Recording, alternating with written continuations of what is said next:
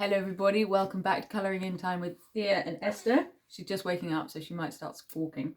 But in the meantime, we're going to look at today's declaration, which is, I am a blessing. Now here's a little girl who is inside a present. I don't know about you, but I've always wanted to jump out of a cake or out of a giant box. I think that'd be so fun. So she's in the present and she's standing on a whole pile of beautifully wrapped presents. Aren't those fun? I love colouring in all the different wrapping papers. You can design some really cool wrapping papers. I wonder which one's going to be your favourite present to colour in. I really like this one with the stars, and I like this one with all the balloons. It's really fun. So this declaration comes from Psalm 127 verse 3, where it says, children are a gift from the Lord. They are a reward from him. I love this verse, and I really needed to remember this when our little baby boy was only a few weeks old, and sometimes he would scream and scream and scream and I wasn't getting any sleep, and I would think, oh my goodness, this is exhausting.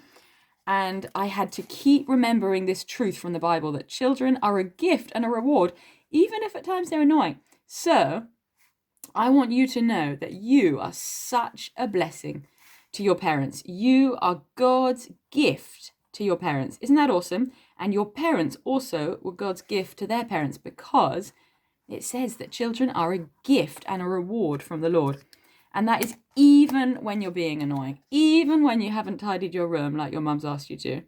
Still, God loves you and says that you are a blessing. Even when you're not doing everything right, you are still a blessing, and you are still worthy to be loved, loved, loved, loved, loved.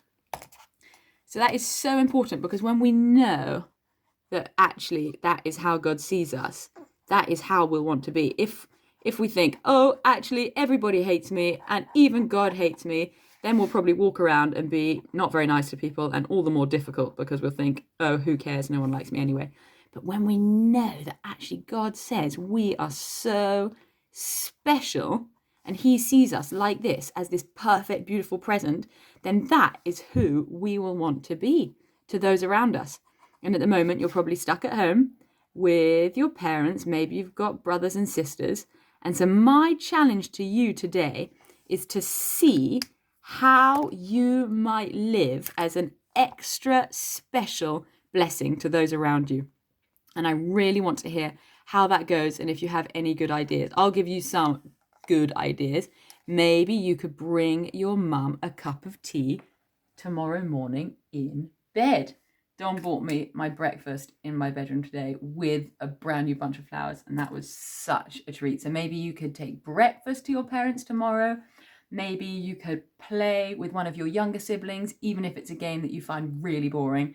And even if they want to do it again and again, you can just be patient, because when you show patience, that is a real blessing.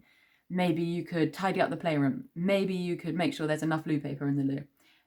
Not in the loo, in the bathroom.